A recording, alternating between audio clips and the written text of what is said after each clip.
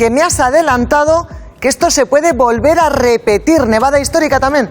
Principalmente por la ruptura del vórtice, que bueno, una nevada como la que hemos tenido asociada a Filomena, la probabilidad es baja, pero sí que podríamos tener otro tipo de nevadas. Vamos con el cuándo, ¿no? Porque... Efectivamente, bueno, de momento en lo que queda de enero posiblemente no tengamos otra nueva nevada por lo menos importante, pero sí que podríamos tener esa posible nevada a partir de febrero. ¿Y cuánto? Pues no, porque hemos tenido registros históricos, espesores históricos y problemas históricos. Posiblemente también esa nevada no sería tan copiosa como la que hemos vivido asociada a Filomena, porque cuando el vórtice se rompe, ya se rompió el 3 de enero, origina una gran nevada, que ya es la que hemos tenido, pero sí que podríamos tener una nevada muy parecida a la que tuvimos en 2018, sobre todo entre enero y febrero, que causó en muchos puntos importantes problemas, sobre todo en la provincia de Segovia, en Guadalajara, en Aragón y también en Castilla-La Mancha. Ahora nos vas a explicar exactamente esto del vórtice se rompe, porque no es la primera vez que se produce, con lo cual vamos a dar la explicación científica de qué está pasando. Pero antes del vórtice polar, vamos a ver cómo nos lo explicas en este pequeño juego. Para entender cómo funciona la atmósfera, vamos a hacer una comparativa con un edificio y cada capa de la atmósfera va a estar en una planta diferente. Es decir, que lo que ocurra en la atmósfera es lo mismo que podría ocurrir en una comunidad de vecinos. Fenomenal. Bien, la atmósfera se divide en capas atendiendo a la temperatura que tiene. Pues en este caso, en nuestro edificio tenemos dos capas. Uno, la troposfera, que es donde vivimos nosotros, está más o menos por debajo de los 10 kilómetros de altura, y por encima tenemos lo que se conoce como la estratosfera. Bien. En general, esto lo sabemos muy bien, donde vivimos nosotros, donde tenemos ahí... Bueno, esto no te creas tú que lo sabemos muy bien tampoco. Eso no, pero aquí sí. Mira, aquí tenemos el oso polar. Bueno, pues normalmente en zonas próximas al polo... Sí. Tenemos aire frío.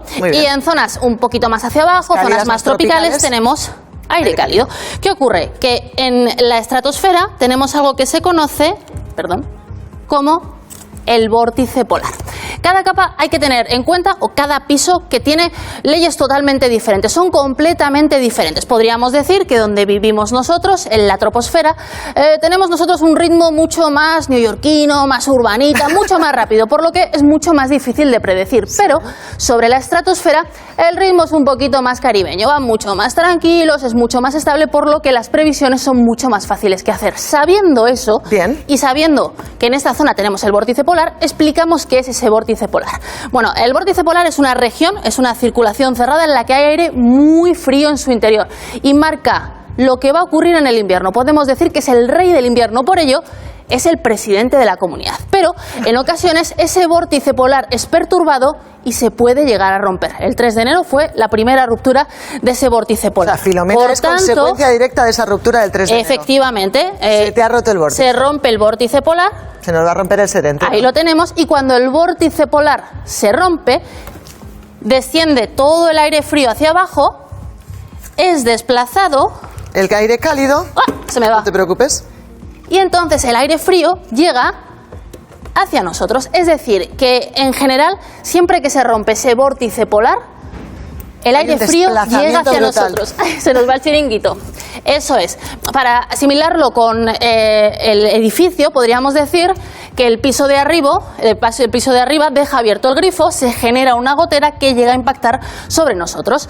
¿Cuándo podría verse esto? Bueno, de momento en lo que queda de enero los modelos no dan absolutamente nada, así que en lo que queda de enero no tendríamos nada, pero a partir de febrero sí que podríamos empezar a ver una nueva gran nevada.